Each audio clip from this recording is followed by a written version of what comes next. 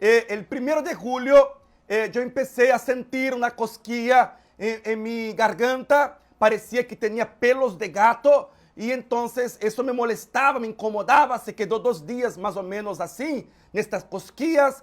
Y entonces cuando fue un miércoles por la noche, me sentí mucho dolor en el cuerpo, bastante dolor y bastante frío por la madrugada. Y entonces cuando fue por la mañana temprano, desperté con una fiebre tremenda, como no sé, más o menos 110, más de 110, y estaba bien caliente, con mucha fiebre, con mucho frío, con mucho dolor en el cuerpo. Y entonces yo dije, no, creo que me enfermé. Y ahí empezó a cada día los síntomas peorar. A cada día los síntomas iban peorando. Y yo empecé primeramente con el cosquillo, después dolor en el cuerpo, después frío, fiebre, hay dolor de cabeza. Y entonces perdí el olfato, que es el olor, y perdí el paladar, no sentía sabor de nada. Y esto me quedó por 2 semanas. El café, me dio mucho asco de café, las luces me molestaban, los ruidos me molestaban, yo quedaba en el oscuro.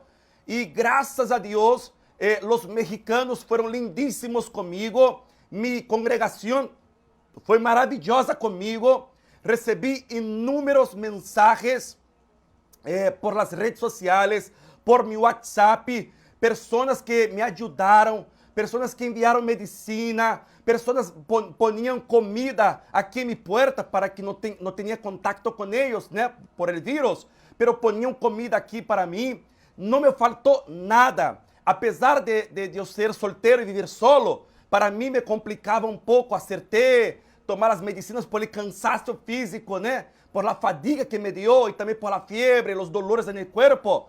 Pero aún así, Dios envió personas hermosas conmigo para mí. La pastora Malena Jaramillo, que vino con algunas hermanitas que me apoyaron a limpiar mi casa, Evelyn y Dalia.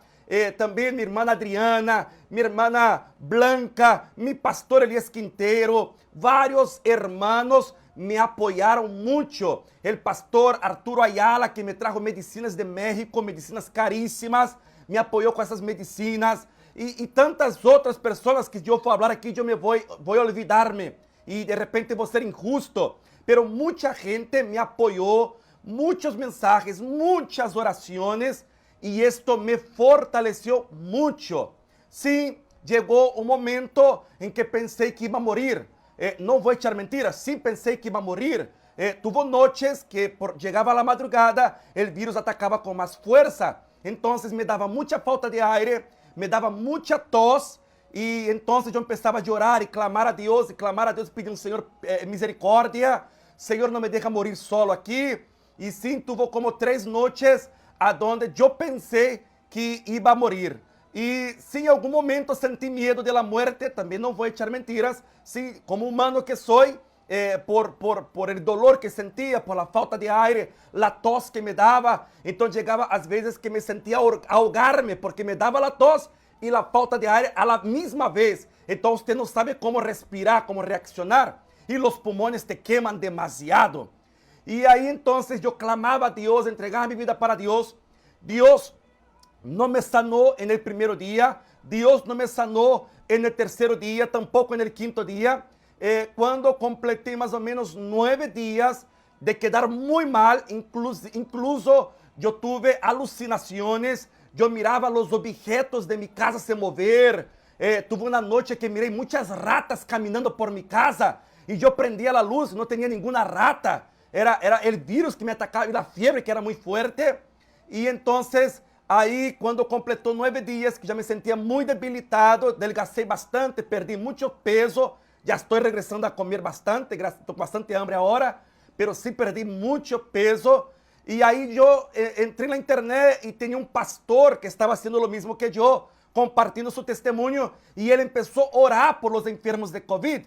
Y en este día él liberó una palabra y yo tomé pos de esta palabra, yo agarré esta palabra y él dijo, usted no quedará 14 días enfermo, sino que antes de los 14 días Dios te va a sanar. Y yo tomé posse de esta palabra, yo creí con todo mi corazón, porque ya no soportaba más el dolor que sentía, la falta de aire.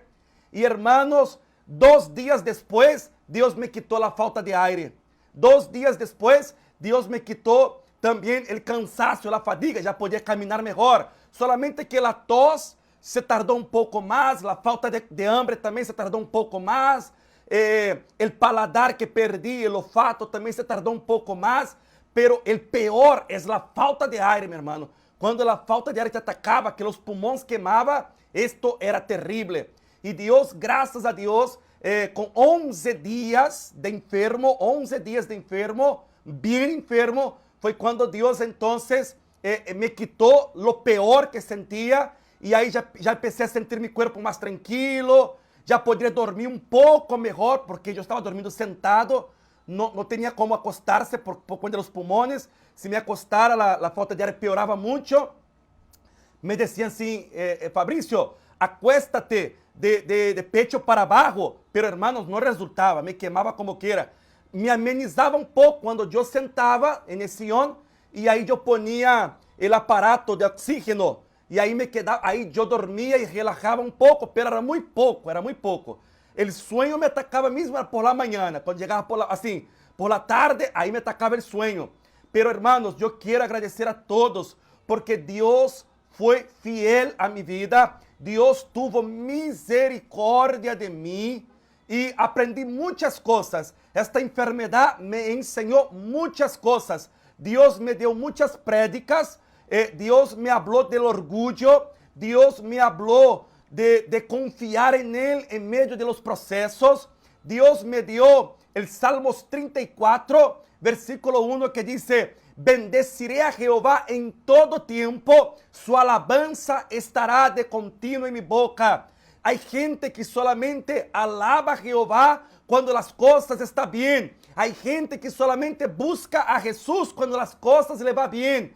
O entonces hay gente que solamente busca a Jesús o alaba a Dios cuando las cosas le van mal, cuando necesita un milagro o cuando necesita la intervención de Dios, es cuando mucha gente se acuerda de Dios.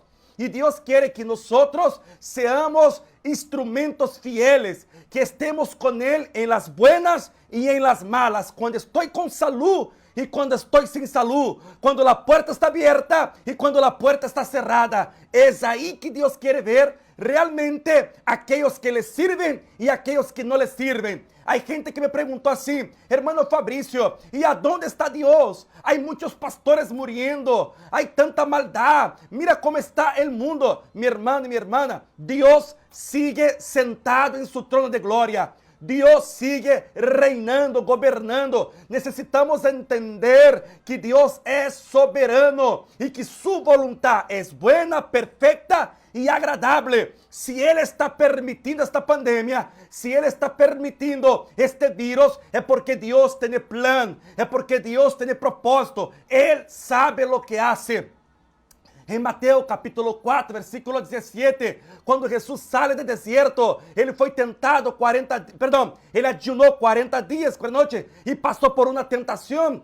Y ahí sale del desierto y el primer mensaje de Jesús está en Mateos 4, 17, que dice así: arrepentíos y convertíos porque he llegado a vosotros el reino de los cielos. Jesucristo no vino aquí solamente para sanar. Jesucristo no vino aquí solamente para hacer milagros. Jesucristo vino para traer perdón. Pero para que Él nos perdone, hay que tener conciencia que usted es pecador. Cuando yo tengo convicción que yo soy pecador, cuando yo entiendo que tengo debilidades y que soy dependiente de Dios, entonces Dios entra en mi vida y Él empieza a hacer milagros. Entonces yo necesito entender eso. Si Dios me sanar, gloria a Dios. Si Dios no me sanar, gloria a Dios. Si Dios permitir la muerte, gloria a Dios por esto. ¿Sabe por qué? Porque Pablo dijo: para mí vivir es Cristo y morir es ganancia. Entonces, mi hermano y mi hermana, Salmos 116:15 dice que Dios tiene placer